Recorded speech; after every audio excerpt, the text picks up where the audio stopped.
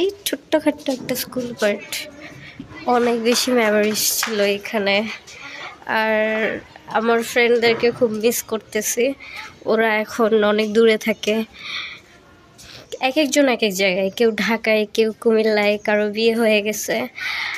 আমিও ঢাকায় থাকি, এখন আমিও দেখতে আসলাম। সব পুরাতন হয়ে গেছে। আই থিঙ্ক এখানে আর কোনো ক্লাস হয় না, একদম সব ভেঙে চুরে আছে। এই যে দেখা যাচ্ছে পরিত্যক্ত একদম সব।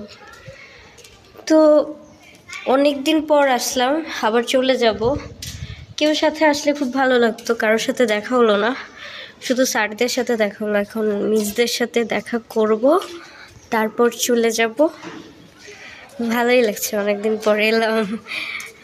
কিন্তু অ্যাজ ইউজুয়াল ফ্রেন্ডদেরকে খুব মিস করতেছি। এই মাঠটাতে কত ছুটোছুটি করেছিলাম,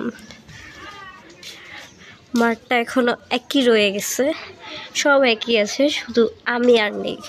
বাট আমার খুব খুশি লাগছে যে সবাই আমাকে মনে রেখেছে, আমার স্যাররা সবাই।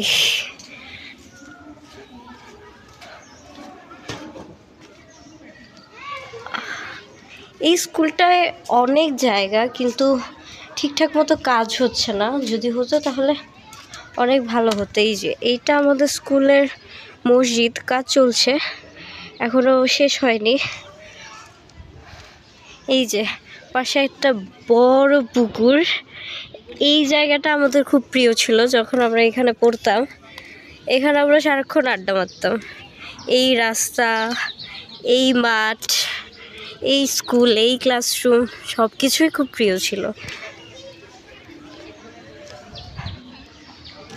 অনেকদিন পর এসে খুবই ভালো লাগছে, খুব বেশি।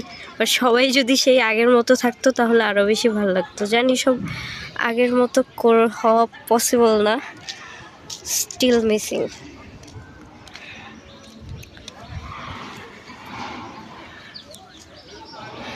চিল উঠছে আমার, সেটাও ভাল লাগছে।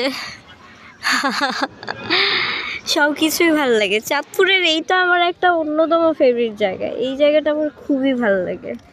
I like this place. দেখি আরও টিচাররা আসুক, ওনাদের সাথে দেখা করে তারপর